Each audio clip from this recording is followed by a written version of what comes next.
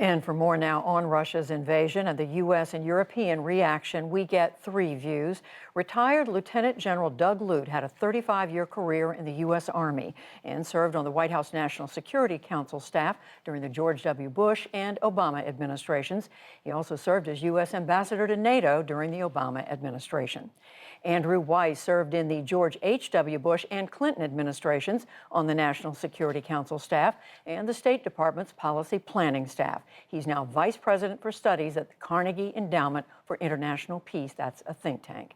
And Angela Stent worked in the State Department during the Clinton administration and served as a top U.S. intelligence officer on Russia during the George W. Bush administration. She's now a professor at Georgetown University. Welcome, all three of you, back to the NewsHour. The first thing I want to ask you is what you think Vladimir Putin is trying to accomplish here. And Doug Lute, I'm going to start with you. Well, I think his objective is clear, and it's regime change. I think, on the other hand, he'll be reluctant to try to occupy all of Ukraine. And that's where the rub is. The difference between overthrowing the Zelensky regime, replacing it with a puppet government is one thing. But it's a big gap between that and being able to control Ukraine, size of Texas, with 44 million people. Angela Stent, is that what you believe Vladimir Putin's goal here is? And because if it is, there's a big gap between those two things. I do believe it's his goal. He wants a subservient Ukraine. He wants a Ukraine that will listen to Russia and stop moving westward. And for that, he indeed needs regime change. But as Doug said, Russia doesn't want to bear the costs of an occupation. It would be expensive. It would take too many soldiers. And so the question is he going to be able to install a government that will have enough support from the people and that will do Russia's bidding? And that also opens the question of Western Ukraine, which Michael Kaufman raised. If they want to do this, they, in fact, in the end, are going to have to take Western Ukraine as well. And there's bound to be a large amount of resistance there, too. Andrew Weiss, how do you see what Putin is trying to do here? And I guess I'm asking, is it realistic, given the difficulty of controlling a country of, over 60 million people, if he says that's not his intention? I believe that Vladimir Putin means business in Ukraine. And I think he's perfectly happy with a destroyed Ukraine that starts to come apart, in which pieces either float back to Russia or, as we saw in 2014, where basically government disappears overnight. And in the end, I think he either expects that somehow magically there's a silent majority in Ukraine that wants to be ruled by Russia. I think he's profoundly mistaken on that count, but he's talked about that publicly. On the other hand, I think he also is a rather ruthless person who'd be happy to pass the parcel to the West and basically take a broken Ukraine with no military and then turn to the United States, the European Union, and the international community and say, okay, you guys can take care of this mess. I've proved my point.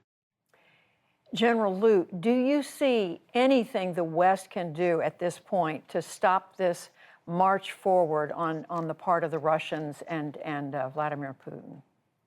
You know, unfortunately, Judy, I think deterrence here has obviously failed. And I don't see a major obstacle posed by the West to Vladimir Putin's objectives. There are two other obstacles, though, that we should watch. One is the Dnieper River, which essentially divides Ukraine north-south about in half between the eastern half and the western half. That's a major geographic obstacle, physical obstacle. And then the other obstacle is the one we've all been referring to, and that's the resistance of the Ukrainian people.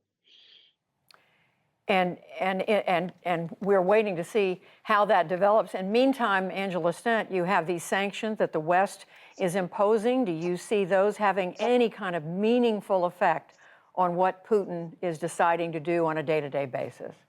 I mean, they will certainly have an economic effect on the individuals, on the people who deal with the major banks that have now been sanctioned, in longer terms of the industry with the export controls. But unfortunately, I don't think they will have any impact on Vladimir Putin's decision-making. We've seen him, particularly this last week, in these diatribes that he on television, in his pronouncements which are widely not factual and don't have a basis in reality about what Ukraine is. So I don't think that the prospect of some of his friends being sanctioned or banks being sanctioned, it's not going to change his calculus. Andrew Weiss, what about that? Now that we've seen this next level of sanctions being imposed by the United States, by the UK, and others, do you see that having an effect? I think the US and Western response in the level of coordination and joint action is quite impressive. And we're going to see far reaching effects from the sanctions that have been announced and the ones that will come as early as this evening and tomorrow morning from the European Union. The challenge is the theory right now that I believe Western policymakers have is they're going to see spectacular effects in Russian asset markets. We'll see dislocation and we'll see disruption in everyday life. The hope is that that somehow promotes cleavages in Putin's relationship with the Russian elite and with the Russian people. There's a problem with the theory of the case, which is that for the Russian elite, they're more Putin's employees than they are his equals. And when it comes to the Russian people, their lives are quite hard. And I think they know that their government has a tremendous capacity for repression and violence. And they will steer clear of anything that looks like a direct challenge to Vladimir Putin's rule. I want to come back, Doug Lute, to what you said a minute ago about the ability of the Ukrainian people themselves to stave off the worst here. How do you see that unfolding? And then the question becomes, do you see this conflict in Ukraine spilling out into other countries in Eastern Europe? Well, I think, first of all, in terms of the spillover effects, I don't see a military spillover because just beyond Ukraine is the bright red line of the NATO boundary. And I think President Putin understands that he does not wish to pick a fight with NATO itself. But we're already seeing some spillover effects. And we saw the traffic jams headed west out of Kyiv. Those displaced persons will eventually reach the Polish and Romanian borders, mainly, to NATO allies, and become refugees. There's a humanitarian crisis associated with those displacements. And then we're also seeing, Judy, the early returns of the economic spillover effects. You know, the global energy market is already tight, prices are high, and they're going to go higher. All of that will fuel the inflation, which is also pre-existing. And Angela Stent is, I mean, you're someone who has studied Vladimir Putin for a long time. Do you see part of what he's doing is a waiting game to see if the West, right now it may look mainly divided, but that may not last? Yes, and certainly if the conflict goes on and on in some of the scenarios that Andrew Weiss was pointing out, I think you will see a crack in Western unity. Europe, United States, we have a lot of problems we ourselves are dealing with. I do also think that we have to remember that once a war has started, you don't know, accidents can happen. You don't know what the course of the war is going to be. And it is possible that some of our NATO allies on the eastern flank, Ukraine's neighbors, could somehow be affected. And that could, be a real crisis point for NATO. We do know that if you look at the treaties that the Russians presented in December, that Vladimir Putin also has his sights on Central and Eastern Europe. So we hope that that's not the next phase in this war.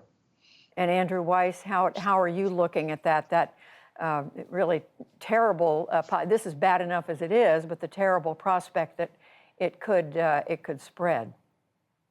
I believe that the opportunities for spread are non-trivial. And we now have a permanent Russian military presence in Belarus. So the security landscape in Europe is now fundamentally altered, particularly if the Ukrainian military, as Michael Kaufman was saying a minute ago, basically loses in a spectacular fashion.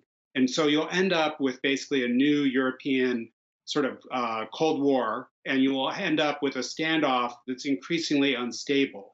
I don't think it necessarily means that NATO and Russia will tangle, but it does mean that accidents, as Angela was just saying, might happen. It also means that the United States is going to have to make major resource allocations to be the backbone of European security. Unfortunately, our European allies just don't have the kind of military capability that the United States brings to this crisis.